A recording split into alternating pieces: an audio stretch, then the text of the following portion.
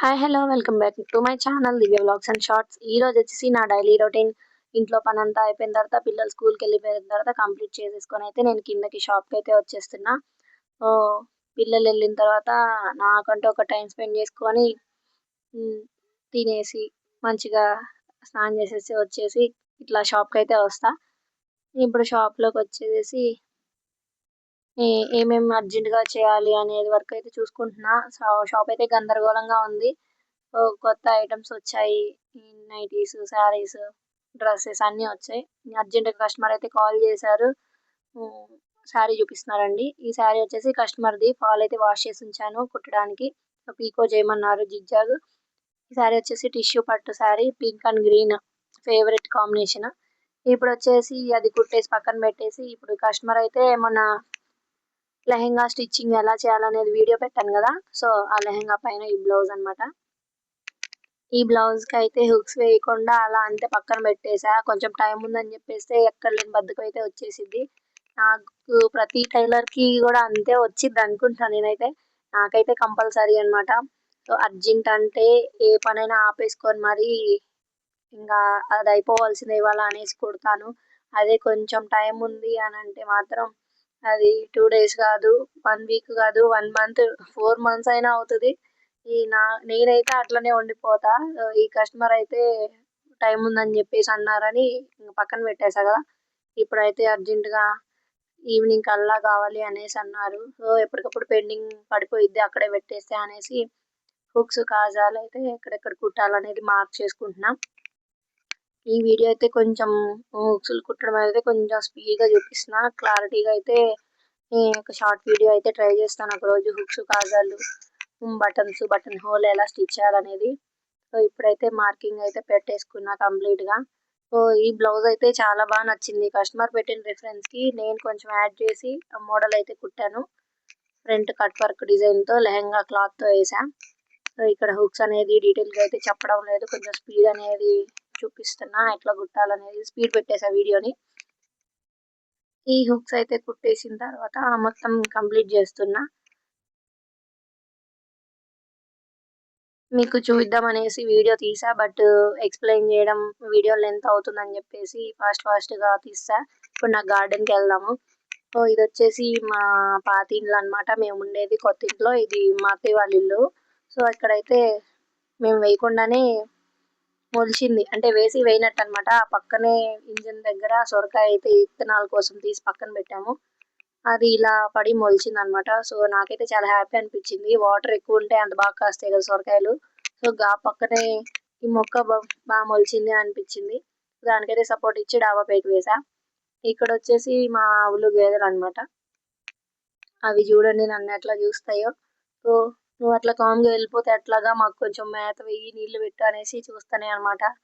వాటిని చూసి అట్లా కామ్గా వెళ్ళలేక ఇప్పుడు నేనైతే కొంచెం వాటికి ఈ మేత అయితే వేస్తున్నా.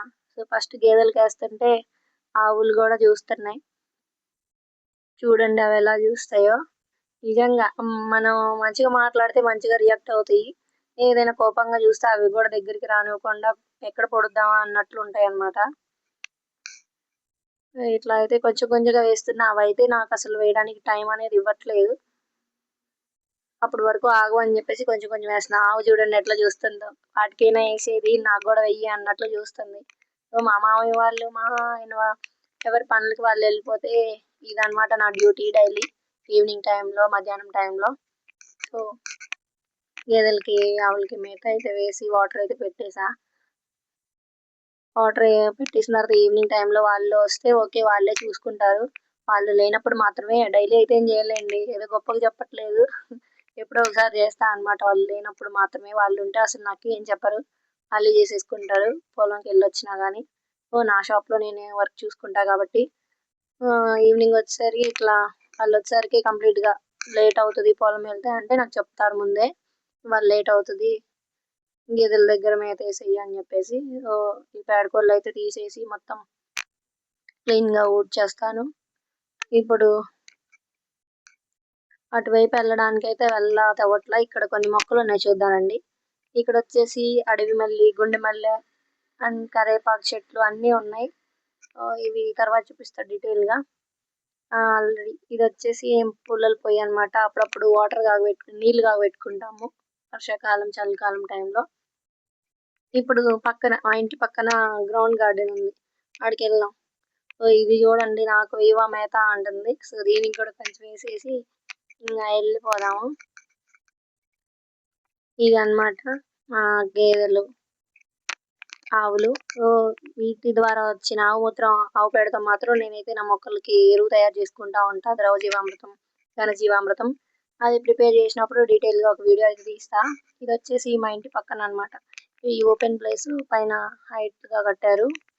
రీసెంట్ గా ఈ గోడ అయితే కట్టారు. నా కోసం అయితే నేను ఇట్లా స్టెప్స్ ఎక్కలేనని చెప్పి ఇలా అయితే మెట్లాగా పెట్టించమన్నాను మామయ్యని.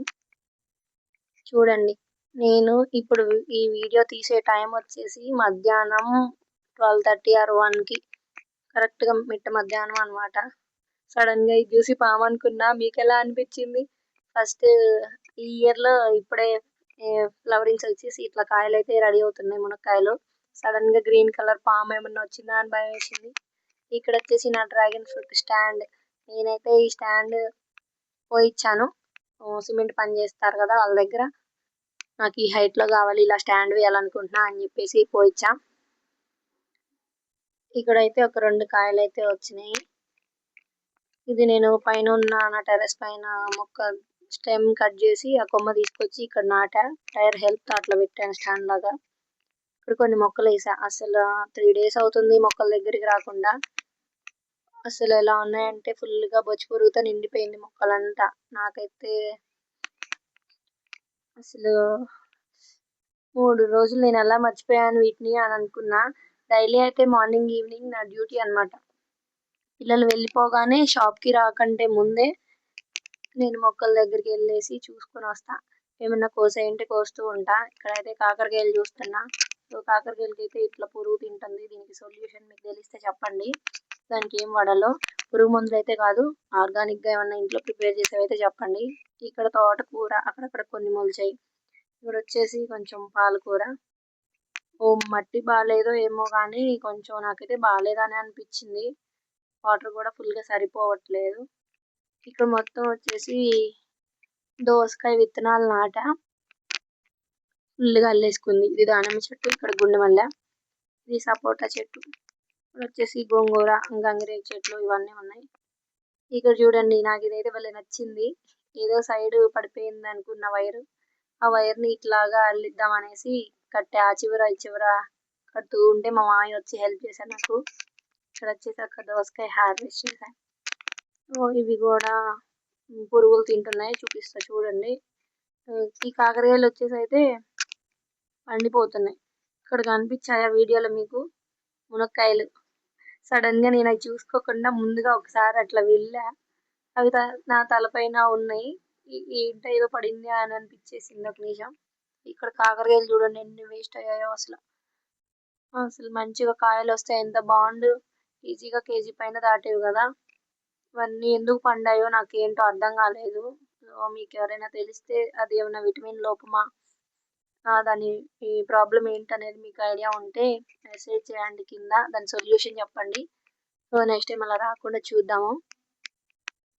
ఇప్పుడు వచ్చేసి కింద దోస చెట్టుకి మొత్తం క్లమ్జీగా అల్లుకుపోయింది ఈ కాకరకాయ చెట్టు. ఇక్కడ కొన్ని కాకరకాయలు ఉన్నాయి, ఇవి కూడా తీసేసి చూద్దాం. ఇక్కడ వచ్చేసి కొన్ని నల్లేరు పాదు ఉంది. ఇది వచ్చేసి పైన వేర్ల నుంచి మొలిచిన మునగ చెట్టు. ఇది ఇక్కడ నల్లేరు చూడండి చాలా ఉంది. నేను అప్పుడప్పుడు పచ్చడిలోకి యూజ్ చేస్తా ఉంటా. ఇక్కడ కూడా ఒకటే కొమ్మలాగా స్ట్రైట్ గా పైకి వెళ్ళిపోయింది. హెల్దీగా పెరుగుతున్నాయి కింద. చూడండి కాకరకాయలు ఎట్లున్నాయో. చూస్తే నాకు ఎలానో ఉంది. అసలు దాన్ని నలిపి చూస్తున్నా, ఏదో పురుగులాగా ఉంది, లోపల పాడైపోయింది. మరి కానీ అది పురుగుకి ఏమన్నా పెట్టాలేమో, ఉంటాయి కదా దాన్ని ఏమంటారు, బర్డ్స్ ఫీడర్ సంథింగ్. నాకు నేమ్ అయితే కరెక్ట్ ఇప్పుడు ఐడియా రావట్లేదు. చూడండి, ఇవే కాదు చాలా కాయలు అయితే వేస్ట్ అయిపోయినాయి. అట్లాగా పురుగు తినకుండా పెట్టాలి. సో పురుగు ఆకర్షించే బుట్టలో ఏదో సంథింగ్ అంటారు, అవైతే పెట్టాలి.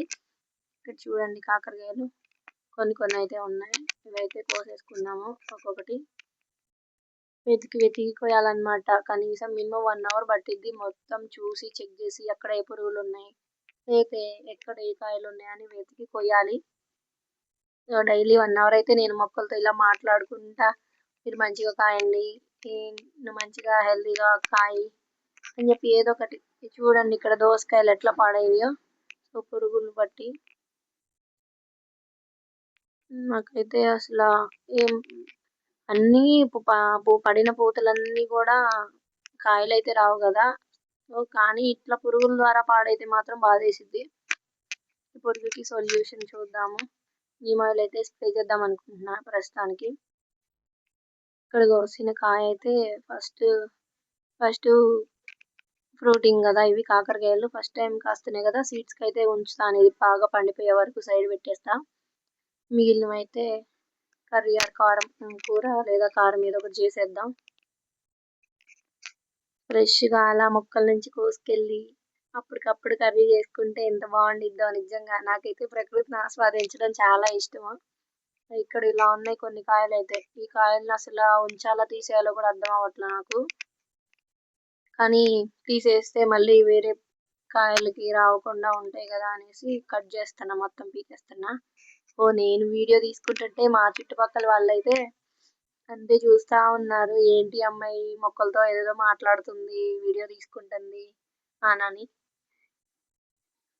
అలా మాట్లాడుకుంటారనమాట. పల్లెటూరు అన్నాక అన్ని వింతగానే ఉంటాయి.